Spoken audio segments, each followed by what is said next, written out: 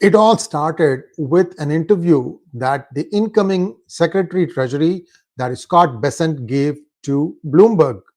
In that, the Bloomberg journalist asked him a straight question: are you comfortable with the fact that people from DOGE are going to be able to access the Department of Treasury files and data?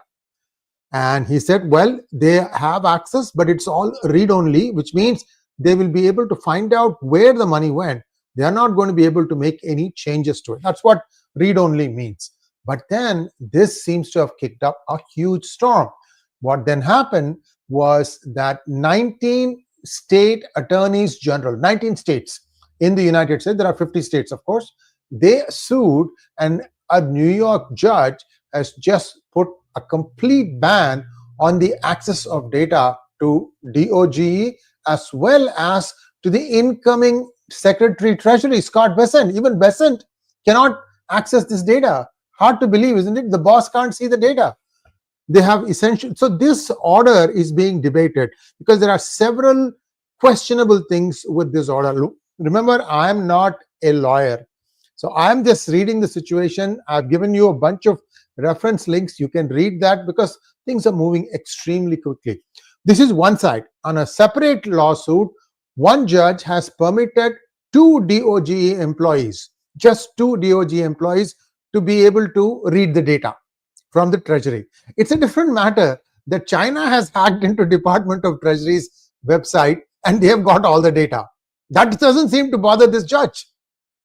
My point here is this thing is becoming a theater of the absurd, absolutely absurd. What is going on and how each one is forgetful of their professional obligations and they are trying to do something that they should not be doing. I think the judgment is very questionable. So what really happened here?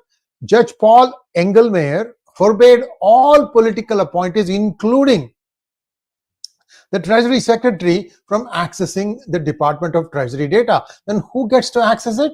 It says that those people who are career employees, for example, people working below Scott Bessent, they can access the data. That's not a problem. He has a problem only with DOGE and the political appointee that happens to be the Secretary of Treasury. And it also means that people who are subordinates of Bessent have more power than Bessent himself. So this is just one judge's ruling. I'm sure that's going to be challenged. I mean, this is just a process that things have to go through. Remember, I told you at the beginning itself, if Trump can enact 30% of all he has set out to do, that would be a huge victory. These are all the things you call as adchan in Hindi, right? They are going to put obstacles in the way of happening because people have become corrupt beyond their ears. And for the first time, I'm seeing the corruption, the graft that has been permeating the various government departments. Oh my God, this is huge problem. And people, those of you who are actually able to read, which is why I'm trying to give you additional data by way of links, so that in case you want to get a little bit more deeper into this topic, feel free to read that. But this one gives you a gist of what is going on. So who is this Judge Paul Engelmayer? He is an Obama appointee. And so what are the options for the Trump administration? One, of course, they would appeal it to a higher court and try and see if they can get it overturned. And this appeal can keep going up all the way to the Supreme Court of the United States. And there could be also a bench level request to look at it and get a constitutional ruling also, because this is not something that is a simple matter. This is something that is quite dangerous. If either way, if the judiciary rules, it has to be very careful about what it says. I mean, Secretary of Treasury is the boss. He should be able to look at this.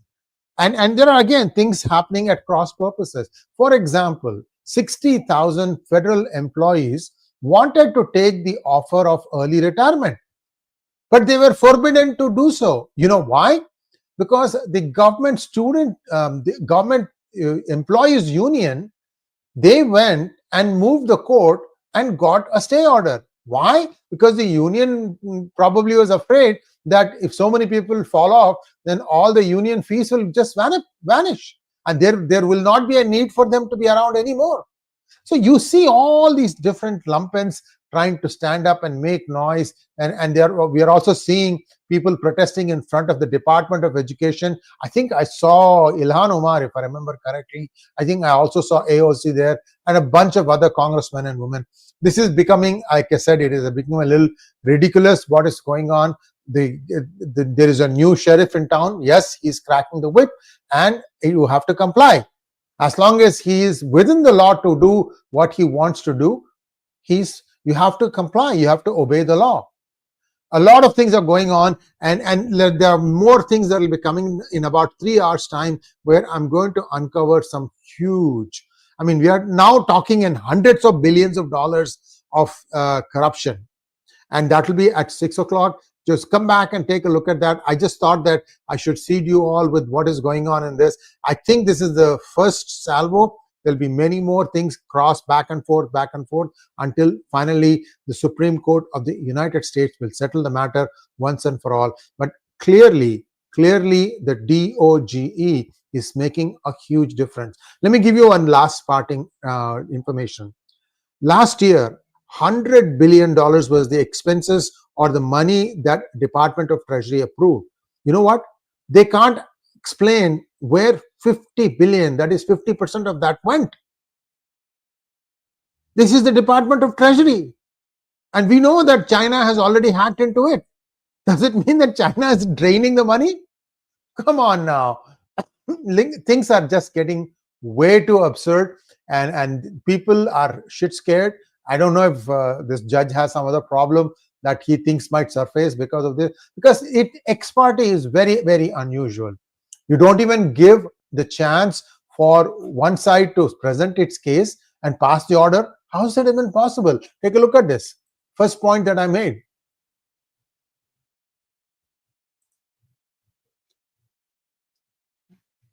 It's an ex parte order.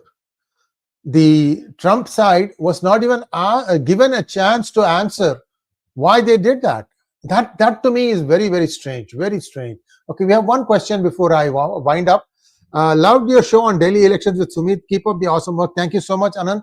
And that's all I have. Let's come back in about 3 hours time. I'll have more information, and that will be on a different case. There's, like I said, every corruption case now appears to be in hundreds of billions of dollars. Thanks for watching. Please like, share, and subscribe to our channel. Namaskar.